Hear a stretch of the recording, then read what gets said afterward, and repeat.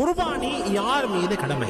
இந்த 3 விஷயங்களை விளங்கிக் கொள்ளுங்கள். முதலாவது, இந்த 3 நாட்கள் குர்பானி கொடுக்கக்கூடிய 3 நாட்கள், பிறை 10, 11, 12 மகரிபுக்கு முன்னாடி வரைக்கும், இந்த 3 நாட்களுக்குள் யாரிடத்தில் தங்கமாக இருந்து 87 கிராமும் வெள்ளியாக இருந்து 612 கிராமோ அல்லது அதனுடைய கிரயமோ இருந்தால் நிச்சயமாக இவர்கள் மீது குர்பானி கடமை.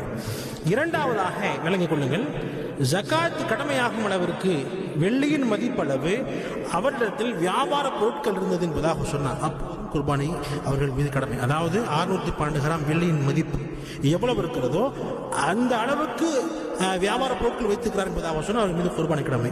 மூன்றாவது, வீட்டில் உள்ள அத்தியாவசிய பொருட்கள் போக வெள்ளியின் மதிப்பளவு அதிகப்படியான ஆடம்பர பொருட்கள் இருந்தால் அவர்கள் மீதும் குர்பானி கடமை. இந்த குர்பானியுடைய பொருள் ஒரு வருஷம் பூர்த்தி ஆகணும் என்பதாக ஜக்காத் மாதிரி அவசியம் கிடையாது.